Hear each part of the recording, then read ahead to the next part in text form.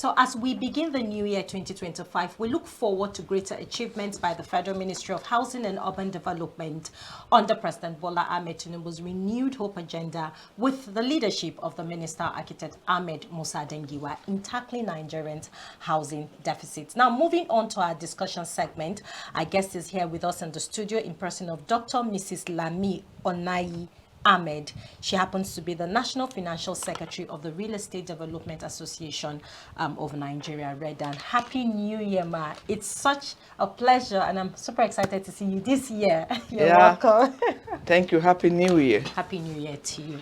Let's kickstart our conversation with, just taking a review of 2024 housing sector, how it all went down. We knew we had a lot of challenges over the year 2024, but notwithstanding, we can also, quietly pinpoint some successes that was achieved in the housing sector in the year 2024. Thank you very much. 2024, let me use the word that it was a survival year for everybody, including the sector. Because the year itself was very hostile to the industry. Talking about the naira devaluation, cost of fund, and the increase in interest rate. This actually infringed on the capacity of builders, developers, to effectively carry out their obligations, because the increase in the cost of fund led to the high cost of building materials. There's nothing you can do without the building materials.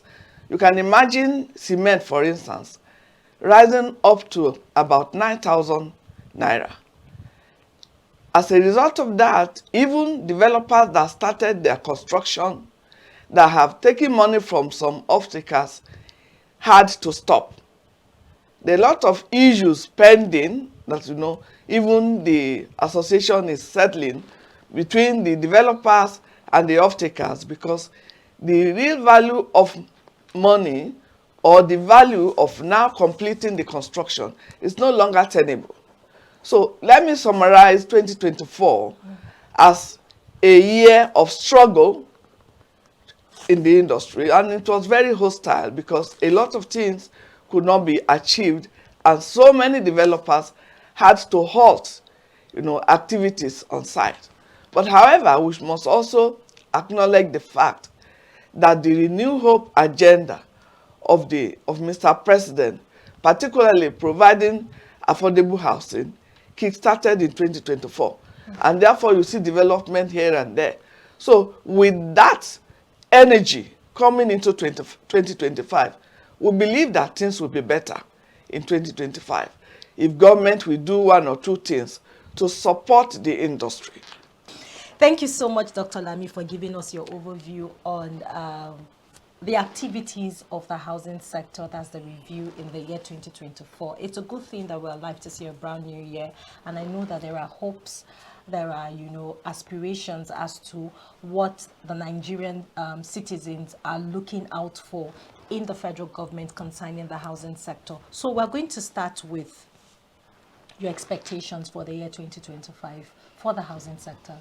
Yes, my expectation for 2025 is to see a robust activity in the housing sector, because we are still very far away from the need of affordable housing and the supply. So there's so much gap, and I think that the government can intervene through various strategies to ensure that we are able to provide houses for those in need. And a few suggestions that I will propose is that the government should be able to support developers with land. Particularly, land is of essence, particularly in the urban centers or, rural areas that are close to urban cities, because that's where you have most congestions.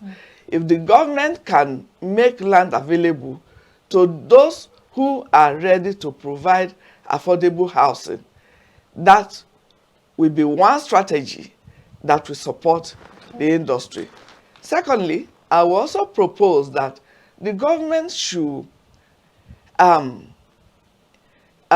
promote private participation in the industry by encouraging private sector to partner with developers by reviewing the taxes so that they will be motivated. Everybody wants to gain in whatever they do. But if the tax is so high, so much will be the cost that will be transferred to the buyers. So I believe that we can incentivize the private sector to come out and partner with developers by reducing price. Another aspect is to support the industry with infrastructure. Usually what you have now is the developer that will build the houses and then they also construct the road. They will be thinking about the sewage. They think about water and the light. These are basic things that if government intervene at the right time, it will make the cost of the houses to be lower. So government should be interested in providing infrastructure in the communities, in the estate, so that the cost that will eventually be transferred to the buyers will be reduced. I will also suggest that they should make mortgage affordable to buyers by making it accessible to those who truly need to have the fund to buy their houses through the reduction of the taxes. They should also try to bring about policies that are backed with enforcement. So that when you buy a house or you buy a land or whatever you are building there, from the beginning to the end, you are able to know that when you start this, there will be no change tomorrow. You will not get approval for this estate, and in 10 years' time, after you have put up construction, then it will be demolished. You will be asking the question, the people who are supposed to have oversight on that side, the people who gave approval, the people who watch you over the years doing this construction, who are they? Where were they? It's still the same people in the government. So if they come up with policies enforceable that are backed with integrity, that you can be sure that when you start, there will be no going back, then you see more people interested in coming into the industry to provide affordable housing.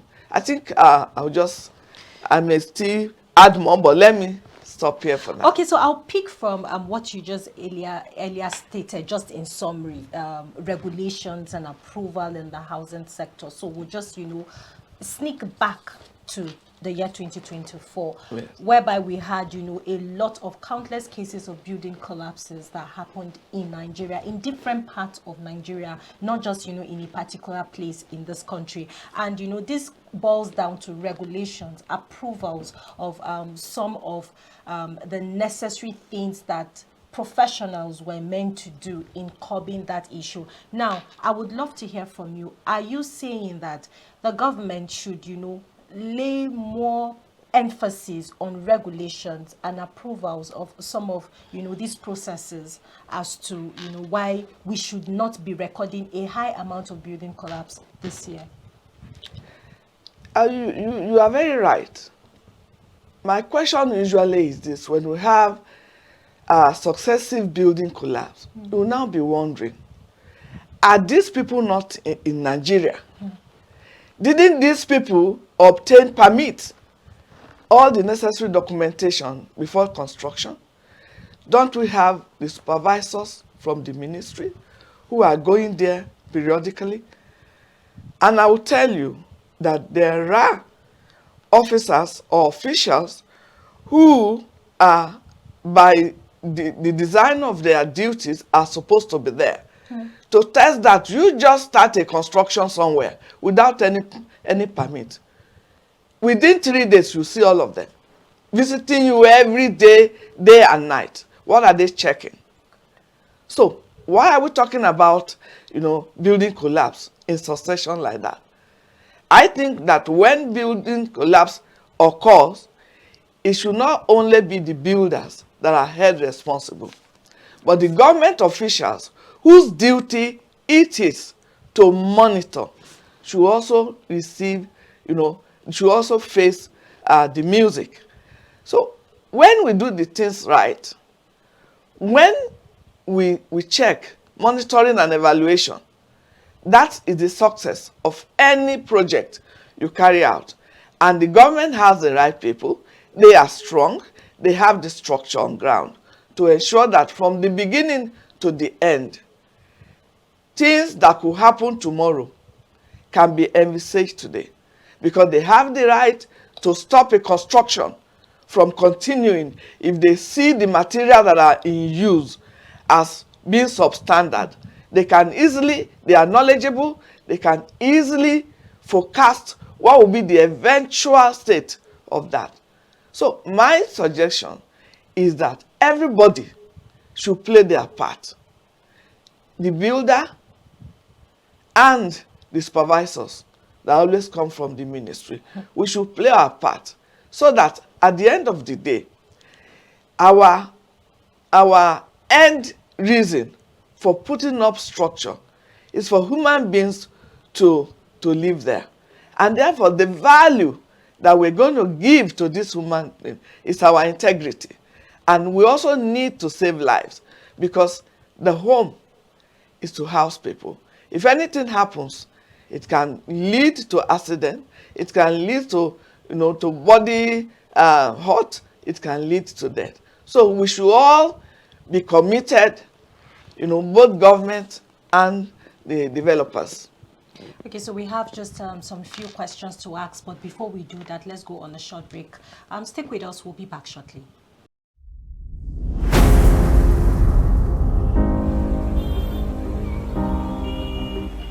When the city is getting too loud,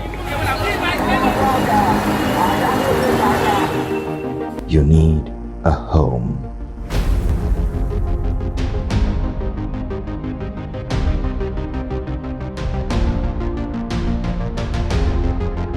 Home is love, peace, and tranquility.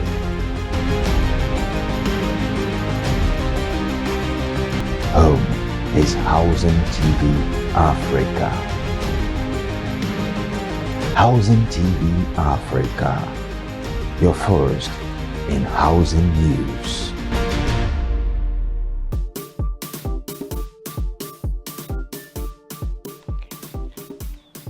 Welcome back. If you're just joining us, this is the Good Morning Africa show on Housing TV Africa. Still in the studio having the conversation with Dr. Mrs. Lami Onayi Ahmed, the National Financial Secretary of the Real Estate Development Association of Nigeria, REDAN. Just, working through the year 2024 in the housing sector, and also setting agenda and expectations for the new year 2025. So just recently, some few persons, came out to talk about the particular amount that was allocated to the Federal Ministry of Housing and Urban Development, or the budget, which it's 98,129,466,213 naira. So with the high level of housing deficit that we have in the country, are you seeing any positive hope as to that particular amount that is being allocated to the Federal Ministry of Housing to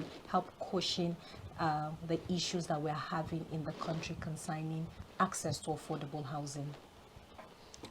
The budget is showing how much was assigned. My own mindset will be, how effectively will this money be applied? I think that should be our focus. It can be more, it had been less. But this amount, how effectively and efficiently, how strategically will we apply it so that it goes for what it is meant for and it's able to have the impact that is desired? So my advice would be that amount should be applied effectively in the right manner so that it can add value and impact those who are in their need of affordable housing. So as the National Financial Secretary of REDAN, please can you set your own agenda, your own personal agenda for the housing sector in the year 2025 so we can just wrap up our conversation for today? Yes, as the National Financial Secretary for REDAN, REDAN has always been promoting affordable housing through different media and medium, and even with the members. It is important for us to note that in a country like this, with the population of over 200 million, over and still rising, we have several percentage that cannot afford, a home, a roof over their head. So REDAN is focused on how we can motivate our members, how we can initiate and promote some policies that will ensure that we reach out to those who are in their need of homes over their head. And 2025, REDAN is focused on working with the government, working with different agencies, and working with its members to ensure that we key in even into the renewed hope agenda of Mr. President to provide affordable housing so that we can impact the people of Nigeria. Thank you so much. It's a good one to hear that the Real Estate Development Association of Nigeria, REDAN, is, highlighting good and key initiatives to, help cushion the effect of the homelessness in the country. Thank you so much, Dr. Mrs. Lami Onayi Ahmed, for joining us today on the Good Morning Africa show. We don't want to take much of your time because we know you're very, very busy, but it's such a delight always to have you in the studio. Thank you for having me. Happy New Year once more. Happy New Year once again. Thank you. Okay, on this note, we'll call it a wrap on the Good Morning Africa show on Housing TV Africa. Thank you so much for watching. You can watch this episode and subsequent episode by subscribing to our YouTube channel, Housing TV Africa on YouTube, and also follow us on all of our social media platforms. The Housing TV Africa mobile app is on Google Play Store and Apple Store, so you can download, watch, and get informed wherever you are in the world. Thank you so much once again for watching, and Happy New Year. I hope you all stay out of trouble and keep the hope alive. I am Mimuna Bagudo. Have a great day. Bye-bye.